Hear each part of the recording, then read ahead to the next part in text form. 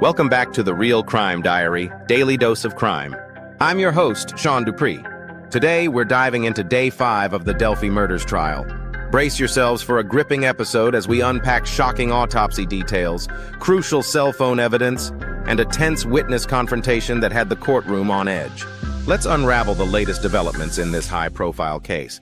Today, the courtroom was presented with deeply disturbing autopsy evidence that shed light on the horrific nature of Abby and Libby's murders.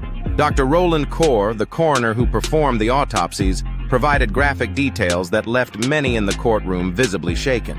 Abby's autopsy revealed a large, gaping wound on the side of her neck that had severed her jugular vein. Libby's injuries were even more severe, with 3 deep cuts that severed both her jugular and 2 carotid arteries. Dr. Kaur explained that these wounds would have resulted in massive blood loss, leading to a rapid drop in blood pressure and heart rate. He estimated that the girls likely lost consciousness within minutes and died shortly after. The coroner couldn't pinpoint an exact time of death, but stated that the condition of the bodies was consistent with deaths occurring the afternoon before they were discovered. Importantly, there were no signs of sexual assault or defensive wounds, suggesting the girls may have been caught off guard. Dr. Kaur noted faint lines across Abby's face, potentially indicating something had been placed over her mouth. He also observed that some of Libby's neck abrasions could be consistent with the slide of a box cutter, though he couldn't definitively state what weapon or weapons were used in the attacks. Today, we delved into the intricate world of digital forensics, as the prosecution presented crucial cell phone evidence extracted from Libby German's device. This technical testimony provided a detailed timeline of events on that fateful day in February 2017. The court learned that investigators first attempted to extract data from Libby's phone on February 15th, just a day after the girls' bodies were discovered. However, as technology evolved, further extractions were performed in 2019 and as recently as 2024, revealing new insights with each analysis. According to the timeline constructed from this data, Libby posted a selfie with Abby to Snapchat at 1:43 p.m. At 2:07 p.m., she shared a picture of Abby on the High Bridge. Then, at 2:13 p.m., Libby recorded a 43-second video showing Abby walking on the bridge with someone behind her.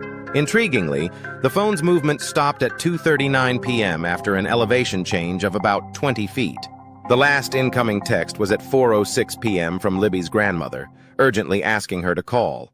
But here's where the mystery deepens. The phone entered power-saving mode at 10 p.m., continuing to receive incoming calls and messages. Then, inexplicably, at 4:33 a.m. the next day, 15 text messages suddenly arrived before the phone powered down a minute later. This perplexing gap in data transmission raises more questions than answers. Was the phone moved? Was it in a vehicle? The prosecution's witness couldn't explain this lapse, leaving the jury to ponder these crucial unknowns in the timeline of this tragic case. Today's testimony took an unexpected turn when Sarah Carbaugh, a local resident, took the stand. Carbaugh claimed to have seen the infamous bridge guy on the day of the murders, describing a man covered in mud and blood walking along the road. However, her testimony quickly became the center of controversy. Defense attorney Andrew Baldwin pointed out glaring inconsistencies in Carbaugh's story. In her initial police interviews, she mentioned the man being muddy numerous times but never mentioned blood. Yet in later interviews, her story changed to emphasize blood over mud. When confronted with these discrepancies, Carbaugh became defensive, insisting her story had never changed. The courtroom tension escalated as she refused to review transcripts of her earlier statements, leading to a series of testy exchanges with Baldwin. Perhaps most striking was Carbaugh's claim that she was just 3 feet away from Bridge Guy when she drove by. This contradicted her earlier statement to police that she was 20 feet away. When pressed on this point, Carbaugh sarcastically responded that she didn't have a measuring tape with her while driving. This confrontational testimony left many in the courtroom questioning Carbaugh's credibility and the potential impact on the jury's perception of the case. Now let's dive into the legal significance of today's evidence. The autopsy details presented were undoubtedly gruesome, but they serve a crucial purpose in establishing the manner and cause of death. This information is vital for the prosecution to prove the element of murder beyond a reasonable doubt. The cell phone data extraction provides a fascinating timeline of events, but it also raises some perplexing questions. The gaps in data transmission, particularly between the afternoon of the murders and early the next morning, could potentially be exploited by the defense to create doubt about the exact sequence of events. Perhaps the most intriguing development was the testimony of Sarah Carbaugh and her claim to have seen Bridge Guy. While her account could be damaging to the defense, her credibility was severely challenged during cross-examination. The inconsistencies in her statements about whether the man she saw was muddy, bloody, or both could lead jurors to question the reliability of her entire testimony. It's worth noting that neither the prosecution nor the defense asked witnesses to identify Richard Allen as Bridge Guy in court. This strategic decision likely stems from concerns about the reliability of in-court identifications, especially given the extensive media coverage of the case. As we move forward, the prosecution will need to weave together these pieces of evidence, the autopsy findings, cell phone data, and eyewitness accounts, into a cohesive narrative that leaves no room for reasonable doubt. The defense, on the other hand, will continue to highlight inconsistencies and gaps in the evidence to create uncertainty in the minds of the jurors. As we wrap up our coverage of Day 5, we've seen crucial autopsy evidence, intriguing cell phone data, and a contentious witness testimony. The trial continues to unveil new details and raise questions, and a tense witness exchange, each raising new questions about what really happened. But what do you think? Does the cell phone data change your perspective on the timeline? How reliable do you find the witness testimony? What key pieces of evidence are you hoping to see next? The trial is far from over, and we'll be here every step of the way, bringing you the latest updates and expert analysis. Stay tuned as we dive deeper into the Delphi murders trial. Your thoughts could lead us to the next breakthrough. Stay tuned for more key testimony in the days ahead. For ongoing updates and in-depth analysis of the Delphi murders trial, keep following our daily coverage.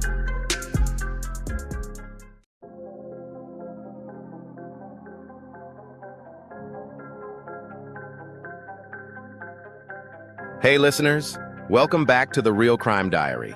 I'm your host, Sean Dupree. If you tuned in last time, we had a deep dive into the disturbing history of power abuse across different eras, looking at the connection between dominance, control, and how it plays out even today.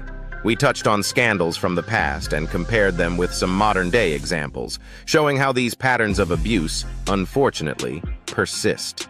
One of the most insightful tools we've explored to understand this is my book, Power, Pleasure, and Pain, a study of abuse through time.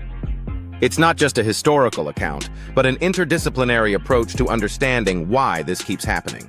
We draw from history, philosophy, and modern case studies to explain how figures like Dominique Pellico, Harvey Weinstein, and others have exploited their positions of power for their own gain, often protected by the very systems meant to stop them. Recap of last interaction. In our last live stream, we discussed how libertinism, philosophically introduced by figures like Marquis de Sade, has shaped the way power and pleasure have been entangled throughout history. This concept ties directly into how figures like Weinstein operated, as we saw parallels between de Sade's fictional characters and the way powerful men manipulated their victims in real life. You guys had some amazing comments, asking how societal structures have allowed these behaviors to go unchecked for so long. It's a crucial question, and one that the book addresses deeply. Why this book is valuable. Now, what's powerful about Power, Pleasure, and Pain is its ability to break down these historical patterns and link them to the present. You're not just reading about ancient Rome or Enlightenment philosophy. You're seeing how these ideologies are alive today. The book uncovers how sexual violence and control have been systematically woven into the fabric of societies from ancient times right up to the modern era. It's about understanding not just the individual predators, but the systems that protect them, whether it's in royal courts, religious institutions, or today's corporate and entertainment worlds. Through these historical lenses, we also explore movements like #MeToo that are beginning to dismantle these structures. The fight for justice is far from over, but as the book demonstrates, we are in the midst of a cultural shift where legal reforms are finally addressing these long-standing issues. It's more than a history lesson. It's a guide to understanding and supporting change today. What's next? If you want to dive deeper, I suggest picking up Power, Pleasure, and Pain, a study of abuse through time. It's available now, and trust me, It will change the way you think about power, pleasure, and control. We've even got some exclusive content coming up on the channel where we'll be exploring the book's case studies in even more detail, so stay tuned for that. And if you haven't yet, make sure you subscribe to The Real Crime Diary so you don't miss any updates. Let's keep this conversation going, because understanding the past is key to changing the future.